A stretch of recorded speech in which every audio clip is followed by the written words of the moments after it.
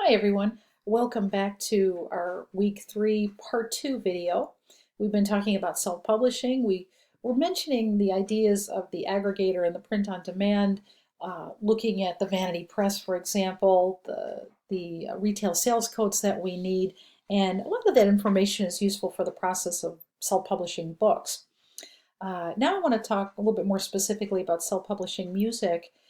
And music, we're going to be working primarily with companies called aggregators. You'll also use an aggregator for self-publishing film or television and also games. A lot of times people will have a question if they're going to self-publish their own music. Well, why do I need to get an aggregator? Why do I need to get a company, for example, like TuneCore or CD Baby or The Orchard when I can just put my stuff on iTunes myself. And my answer to that is, have you ever tried to put your stuff on iTunes? And most people that usually say, well, no, I haven't. If how do I say it? You can't just put your stuff on iTunes. You have to become an Apple approved vendor first. And the process is very lengthy. The wait time varies. Right now, it's running at about 9 months to wait to become approved for vendor status. You have to fill out a contract. You have to show them all kinds of very specific information, even as specific as down to who is your website host. Um, so if you don't mind waiting and you don't mind going through the approval process, you could become an Apple approved vendor and then you could put your stuff on iTunes or your books on iBooks or whatever. However, if you'd like to get your stuff up there in about 24 hours with not a lot of hassle or expense, my suggestion then is to work with a legitimate aggregator. And again, aggregators, why they're so nice, they already are Apple approved vendors. The very word aggregate means to collect or gather together. And so, as an existing Apple approved vendor, they can put anything they want up there on iTunes. So then they turn around and say to people like you and me, hey, you want us to put your stuff on there? And we can, usually for a very modest fee. Um, the big, most popular music aggregators, for example, TuneCore, CD Baby, Orchard, Topspin Media, usually for $5 or $10 a single, or roughly $50 for an album. Sometimes they have sales.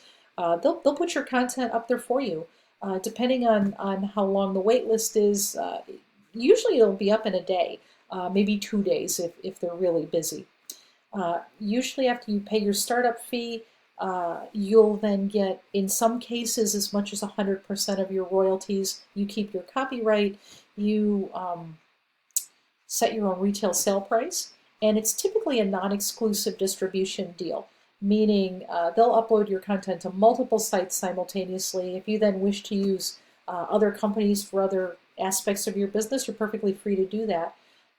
They'll also, in many cases, collect your royalties from the different sites and then pay you in a nice sum, weekly, monthly, or whatever the terms are. Your contracts and applications are not complicated. Your waiting time is pretty fast. So obviously you want to do your research on who the best company is, what people say about them. Are they reputable? Are they right for your content? And when you folks will be working on your business strategy project due week 4, a big part of that will be doing the research to find an appropriate either print on demand or aggregator for your needs. You want to check out the text, the slides, and your own research to start looking for aggregators or print on demand companies. I suggest even doing it right now if you haven't done it already.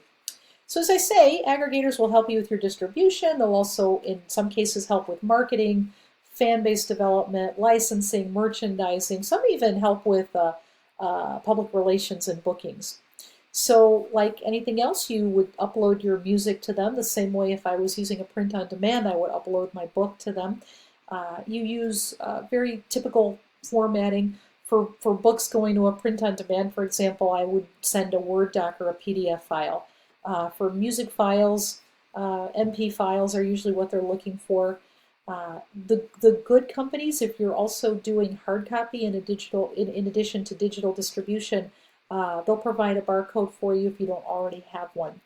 You'll want to design your own one sheet, of course. You want to make sure that in the case of music, your work is mixed and mastered professionally.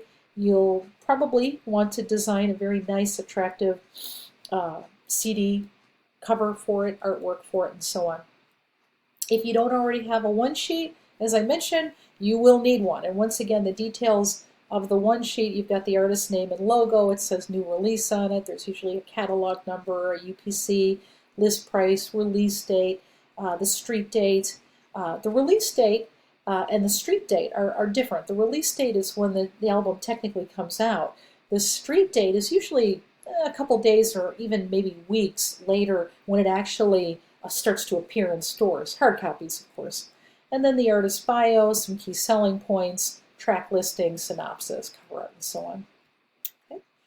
If you're setting up your own publishing company, you probably want to review your information from last month's class about setting up your corporate entity. You'll certainly want to register your copyrights, secure any barcodes if needed, ISBNs, only if you're doing books or DVDs. You don't need an ISBN for music.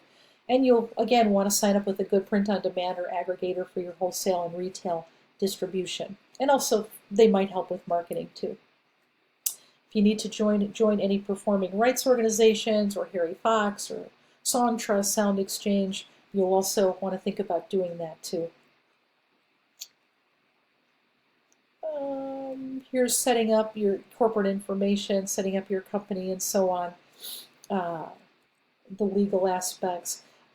If you are working with other writers, you want to make sure you've got your songwriting deals in place where the law is going to presume 50-50 or equal ownership. If that's not the case, you need to have a document in place that specifies what your rights are and so on. Okay, so this week, folks, I'll ask everybody, if you haven't already done so, please read chapters 17 through 20. You'll want to work on this week's assignment, the Mastery Journal assignment, your portfolio project, and complete the case study. You'll also want to watch the instructional video if you haven't had a chance or weren't able to go to the go-to. And most important, start researching a good print-on-demand or aggregator that you'll need for the upcoming business strategy assignment, where you will do your self-publishing and distribution strategy. Okay, so I hope everybody has a great week, and I'll see you soon. Bye-bye.